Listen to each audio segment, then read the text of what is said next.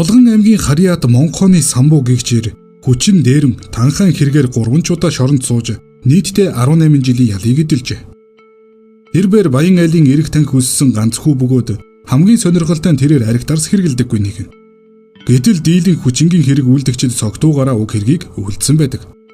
Судалгаанаас үзэхэд тэдний 80% нь дагуур огтоо, 18% нь үл таних хүмүүсийг, 2% нь хамаатан садан буюу төрсөн огтоо хүч хэрхэлдэг гэсэн тооцоо гарчээ. Энэхүү 2% нь жинхэнэ гаж донтнуудаас бүрэлддэг бололтой ихэвчлэн оюуны догололтой муухар өссөн зарим нэг хүн төрсөн охиноо өвөртөө оруулдаг юмсанж. Бэлгийн гаж дон аллагын гаж дон гэгч нь оюун ухааны хомсдолтой салшгүй холбоотой байдаг гэж. Одоогоос хэдэн жилийн өмнө Төв аймгийн нэгэн суманд Хүрэлбаатар гэгч 24 настай залуу 13 настай төрсөн дүүгээ хүчирхийлээд баригдсан байдаг. Эцэг их нь хүүгээ өмөрж дагвсны эцэст уг хэрэг дарагдсан ч өнөө хүртэл нутгийн хүмүүс шуугсаар байна. Хүрэлбаатар хар нялхаасаа сургууль соёл дамжаагүй. Бичиг үсгийн боловсралгүй жаахан танхаад зантай нэгэн. Өнөөдөр иймэрхүү хүмүүс Монголд хэдэн мянгаар байгаа. Иймэрхүү хүмүүс аригтарс их хэмжээгээр уусан үедээ адгууслаг чанар нь хүчтэй илэрч төрсөн ихийг хүртэл хүчинтэд бэлэн болдог байна. Үүнээс гадна бүрэн дунд боловсралтай ном сонин хэвлэлд гаргууд уншдаг. 45 настай хижээлээр төрсөн өхнөө хүчиндээ ялавж байсан тохиолдолч бий. Эдгээр хүмүүсийн оюун ухаан юугаар хомсдолтой бэ гэвэл сэтгэл санааны хүмүүжил дуцсных бололтой. Юмны учир начрыг ойлгодог атлаа цаанаа ёс зүй, хайр инрэл, нүгэл хилэнц, хүн болсны утга учир гэж юу байдгийг ч гадралдаггүй. Ийм хүмүүс бидний дунд бас л хэдэн мянгаараа бий. Дажаал хүслээ хар нялгаас нь зоргонд нь тавьж өссөн төвчээргүй хүмүүсийн дундаас жинхэнэ гаж донтнууд гарч ирдэг бөгөөд энэ талаар судалгаа хийсэн нэгэн эмч бэлгийн гаж донтнуудыг 3 үндслээр дүгнэж байна. Түүний ажигласнаар мал адгуустай хурцад үлддэг хүмүүс төрсөн өхнөө хүчинтэд хизээд бэлэн байдаг гэж. Ингээд Монхооны Самбуугийн хэргийн талаар өгүүлье. Эрбээр боловсралгүй бүдүүлэг танхаад өссөн нэгэн бөгөөд 1980 оны үед 16-аас 22 насны 3 өхнөө эхнэрийнхээ нүдэн дээр дарамтлан бэлгийн харьцаанд оруулдаг байж. Энэ хэрэгтэй тэрээр 25 жилийн ял авч онцгой дэглэмтэй шоронд очсон юм. Тэрээр хамгийн анх эхнэрээ сумын эмнэлэгт хэвдэж байх үед том охиноо өөрийн эрхэндээ оруулсан байна.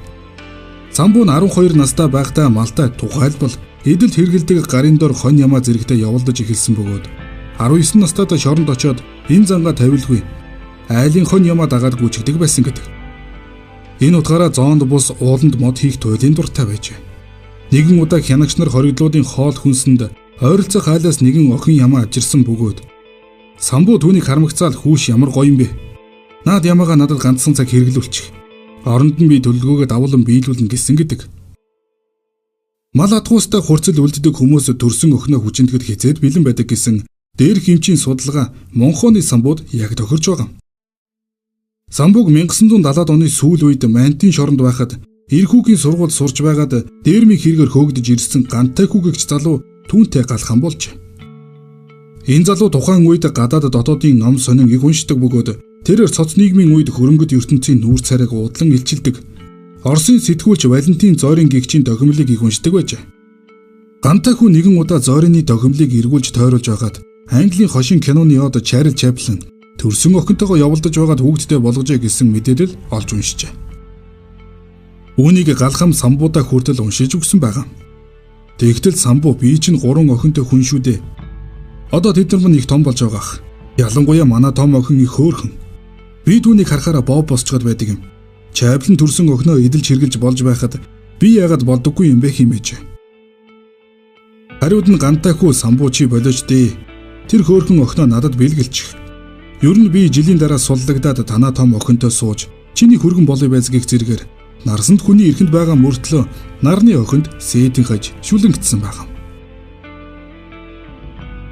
Гэтэл гантай хүү тэр жилийн дараа суллагдах нь бүхэл хоригдод хутгалж алсан хэрэгээр гяндан суучихжээ. Харин Малтай явуулдаг мунаг Самбуу жилийн дараа суллагдаад эхнэр 3 охин дээрээ тачаал ханхлуулсаар дахиж хүрсэн байна. Тэгээд тэрээр хамгийн түрүүнд том охиноо эрхэндээ оруулаад үүнээс жилийн дараа 8 дугаар ангид сурдаг дунд охиноо мод түүх нэрийдлэр ойрлууд агуулж аваад хүчирхийлжээ. Харин бага охиноо жилийн дараа сумын сургууль руу хөргөж өгөх замдаа хүчирхийлсэн байна. Үүнээс хойш тэр 3 охидоо удаа дараалан ээлжлэн хүчирхийлсээр сүүлдээ бүр эхнэрийнхээ нүдэн дээр октийнхоо өвөрлөв шургаж ордог болж.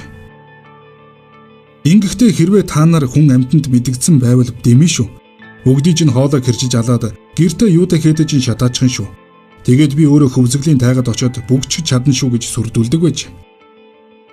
Энэхүү занал хийдлээс айсан их охид түүний аяыг дагаж хатханд нь жижирсээр бүтэн 3 жил болжээ. Нэгэн удаа зэрэгэлдээ суманд байдаг хамаатныдаа очисон баг охин нь би гэртээ харихгүй гэд уйлаад суучих. Ах дүүс нь элдвэр ядгасны эцэст охин бүх үннийг ярьснаар Монхооны самбуугийн бузар хэрэг хуулийнхны сонорт хүрсэн гэдэг. Ийм дарамт өнөөдөрч хаанигтэй байж л байгаа. Гагцгүй бүх хэрэг явдал болоод өнгөрсөн хойно ариухан охид жирэмсэн болж мунаг эцэг шорон руу морилдог бижигдэг хууль үйлчилсээр 20 жилийн ял сонссон самбуу авдрантын хорход 11 жил хоригдоод дэглэн буурч майнтын чангад ирсэн боловч үлдсэн ялаа даалгүй хилэнцэд бие орчлонд орхижээ. Шоронд угаасаа улаан махны хэрэгтнүүдийг үцэж чаддаггүй бөгөөд энэ хугацаанд манер хэрхэн зовж таржилсан нь тодорхой. Хүн ямар нүгэл үлдэн түүнийхээ уршиг заавал эдэлдэг гэж сургасан байдаг. Монхооны самбуу яг л тэр жамаар хорвоо ертөнцийг цэвэрлсэн юм.